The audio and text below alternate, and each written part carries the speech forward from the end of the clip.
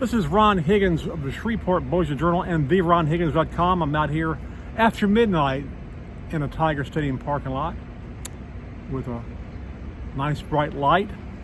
And LSU's light was turned on tonight. Well, that's a really bad segue, isn't it? But I'll go with it. They beat Auburn like they should have beat Auburn. 48-18.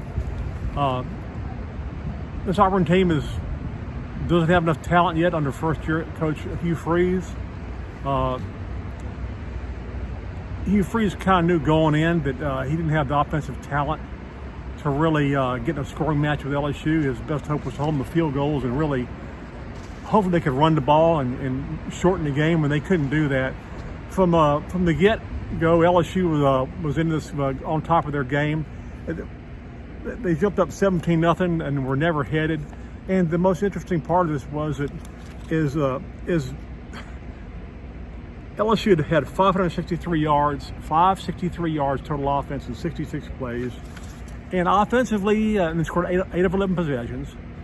But offensively, they could have been sharper, but they had 6 penalties offensively for like 40 yards. A couple of them were, 3 of them were false starts. One of them was a holding and a false start by Lance Hurd, the freshman who replaced Emory Jones Jr., the right tackle. He sprained the ankle. We don't know how his status will be for next week against Army. Obviously, that's a game he could sit out because then they have an open date before they go to Alabama, so they need to get him well. Lance Hurd did a really nice job. He's a big old boy, 6'7", 340, 350, long arms, can move. Played very well, actually. Just a couple of penalties, but besides that, played very well. I don't know if there's not enough things I can say great about LSU's offense. It's just to the point now where Jaden Daniels putting up Heisman performances every weekend, and it's about time that somebody nationally climbed on board and made him a Heisman finalist. I know I have a vote. He'll be among my top 3 for sure. He deserves to be a Heisman finalist. I don't know if he can win it or not, but he deserves that because he's playing at a high level every time he steps on the field. This guy's going for 400 yards of total offense almost every time he steps on the field. I don't know if LSU's had anybody who's done that, even Joe Burrow, because Joe wasn't the runner that Jaden is, and of course Joe was in a class by himself as a pastor. We know that, but he's doing some things that Joe Burrow couldn't do.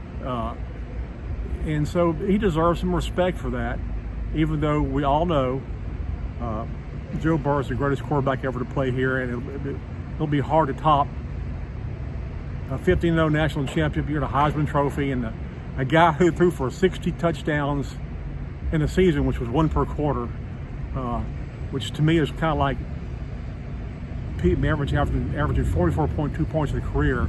I don't know if it'll ever be touched. But back to Jaden Daniels. Again, let's review his numbers. 20 of 27, 325 yards, 3 touchdowns, 1 pick, bounced off the receiver, was kind of broken up. But there were some pleasant surprises tonight for LSU. And there were the usual people that you thought would play well. Malik Neighbors, 6 catches and 11 targets, 89 yards and a touchdown. Logan Diggs, just becoming LSU's, just bell cow running back. I really love this kid. 97 yards rushing, 1 touchdown, 18 carries.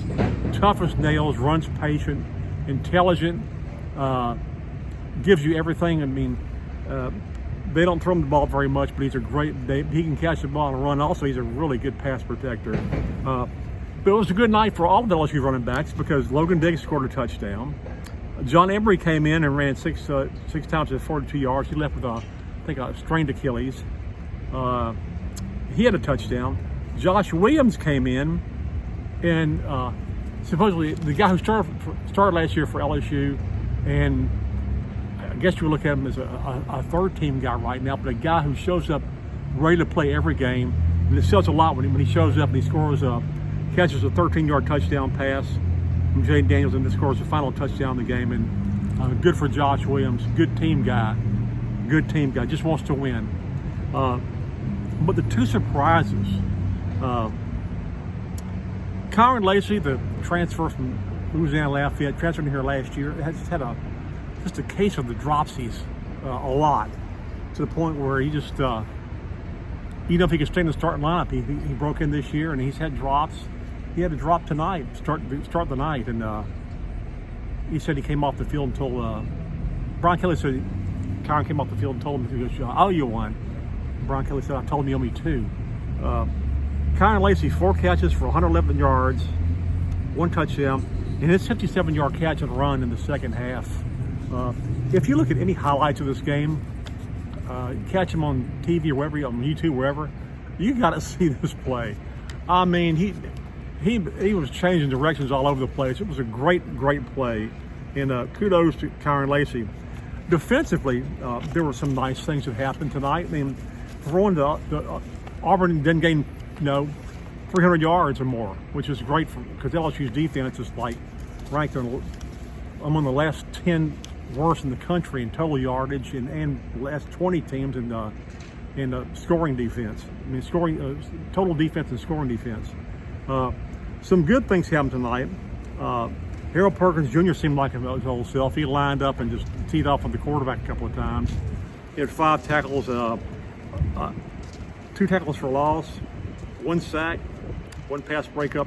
But the real, I guess the real thing that was, I guess, nice to watch, Zy Alexander, the junior transfer from Southeastern Louisiana, cornerback.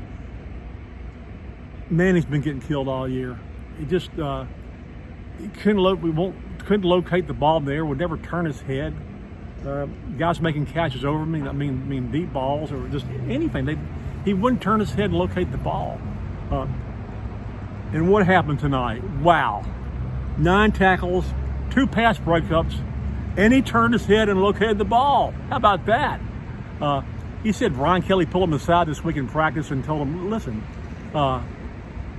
he goes, when the ball's in the air, he goes, you're just like a receiver. Go get it. I mean, go get the ball. You know, and Zach thought about it. You know, he had a lot of interceptions in Southeastern. He goes, you know, I have good hands. I should be able to do that. He had a good night tonight, and hopefully that'll carry over down the stretch for LSU. LSU's kicking game was solid all the way through. 2 field goals from Damon Ramos. John Brown with a 44-yard punt. Let's see here. Jane Bramlett, and a kickoff return that was needed at that moment in the game by Caleb Jackson, freshman, a 60-yard kickoff return.